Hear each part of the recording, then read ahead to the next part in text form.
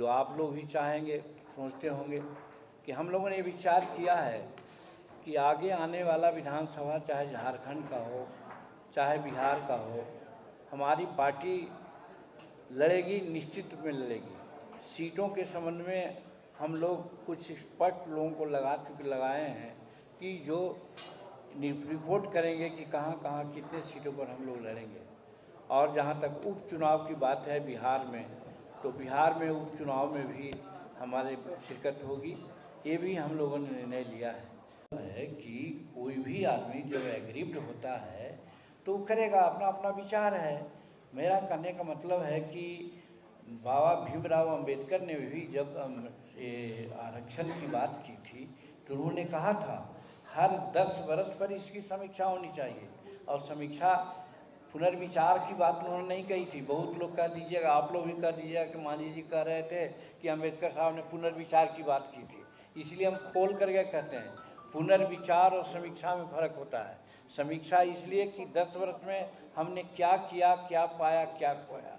लेकिन आज 77 वर्ष 76 वर्ष हो गए आज़ादी के, क्या एक बार समीक्षा हुई?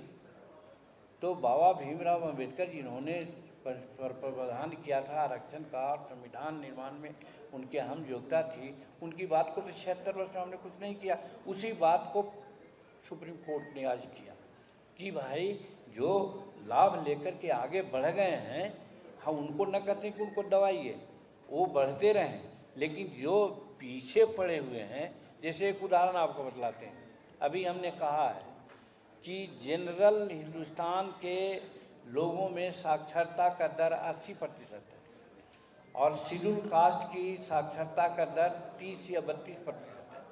और शेड्यूल कास्ट में अगर जाति वाइज जोड़िएगा तो 4 जातियां ऐसी है जिसकी साक्षरता दर 30 से 40% है और बाकी 22 जातियां यहाँ ऐसी है जिसकी साक्षरता दर 3% से लेकर के 15% तक है।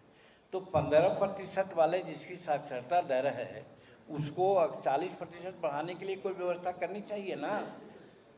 सवाल है, कोई गाड़ी जा रही है रांची से राजधानी एक्सप्रेस, अब कोई गाड़ी है पैसेंजर, तो अगर दिल्ली पहुंचाने के लिए तो पैसेंजर को तो पुश करना पड़ेगा ना। तो उसी प्रकार से शेड्यूल कास्ट में जो 76 वर्षों में आगे बढ़ गए हैं तो वो बढ़ें, उनको रोकने की बात कहाँ है। लेकिन जो नहीं बढ़े हैं, जिनकी साक्षरता दर 30% का 20%, 15% से भी कम है, तो क्या लोग यही चाहते हैं? इसलिए यदि कोई सुप्रीम कोर्ट के मामला को चैलेंज करने की बात की है तो मैं कहता हूं कि वो अपने स्वार्थ में किया है, समाज के लिए नहीं किया है। समाज तो यही चाहिए जिसकी चर्चा आप लोग को सामने कहूँ कि रामायण में बात आई है कि मुखिया मुखसो चाहिए, खान पान में एक, पालक पोषक सकल जल, तुलसी सहित विवेक।